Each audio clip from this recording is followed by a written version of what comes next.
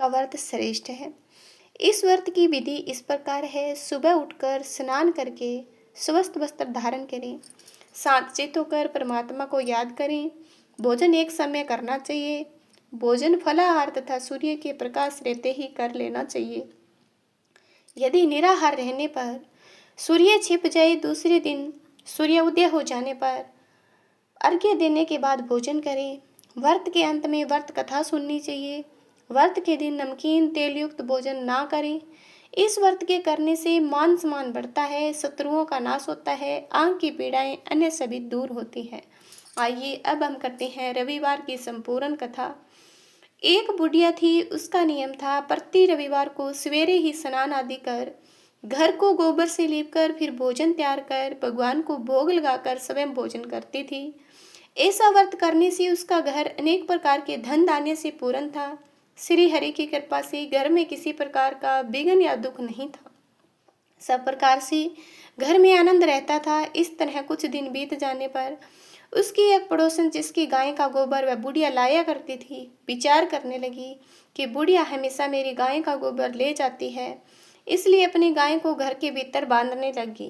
बुढ़िया को गोबर न मिलने से रविवार के दिन अपने घर को न लीप सकी, इसलिए उसने न तो भोजन बनाया न भगवान को भोग लगाया। स्वयं भी उसने भोजन नहीं किया। इस प्रकार उसने निराहार व्रत किया। रात हो गई और भूखी सो गई। रात्रि में भगवान ने उसे सपने में दर्शन दिए और भोजन न बनाने और भोग न लगाने का कारण पूछा।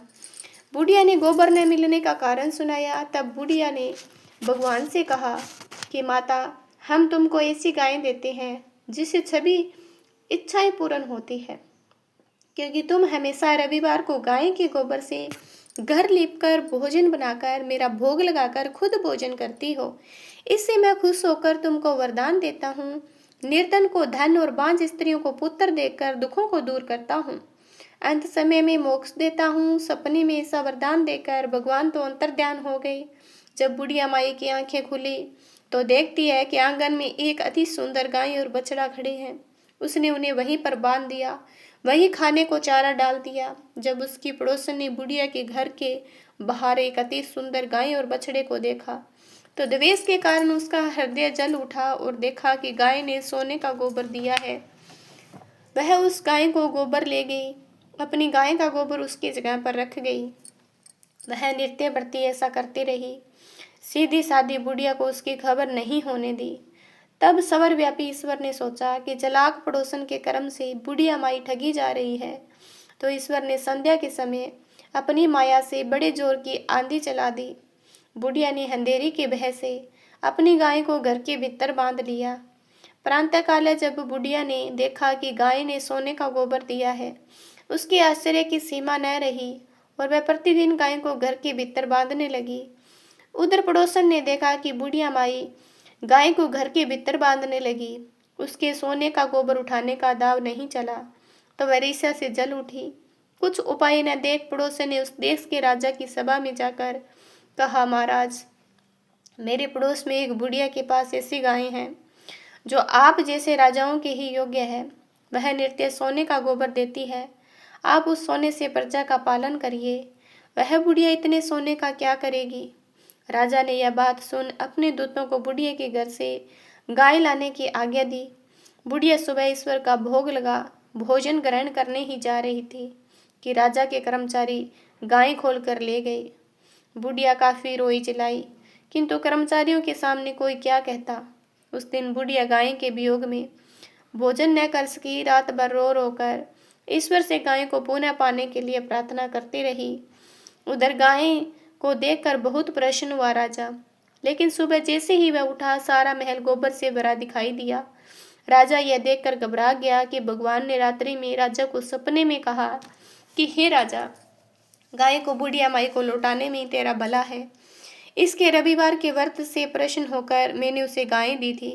प्रातः होते ही राजा ने बुढ़िया माई को बुलाकर बहुत से धन के साथ सामान सहित गाय और बछड़ा लौटा दिया।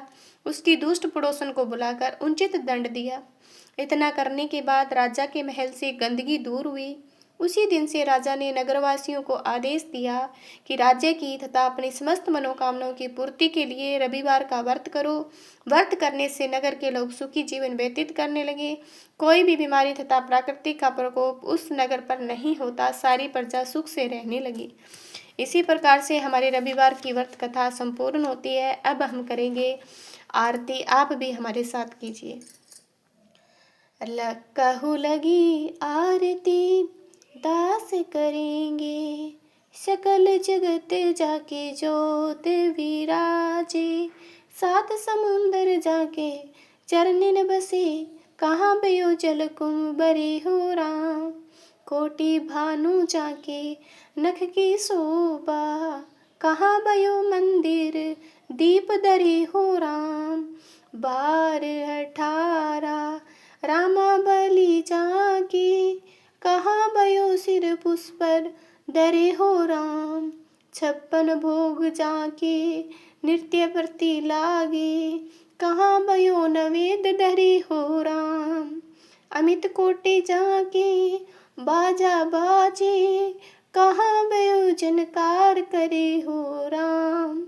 4 वेद जाके मुख की शोभा, कहाँ बयो ब्रह्म वेद पढ़े हो राम। शिव सनकादि आदि भरमादिक, नारद मुनि जाको ध्यान धरे हो राम। हिम मंदार जाको पान जो कोरे, कहाँ भयो शिव चवर डूरे हो राम। 184 वंदे छुड़ाए, केवल हरियस नाम देव गाए हो राम। तो सूर्य भगवान की जय। आरती कथा पूजा विधि आपको अच्छी लगी है तो हाथ जोड़कर विनती है कि चैनल को जरूर सब्सक्राइब करना।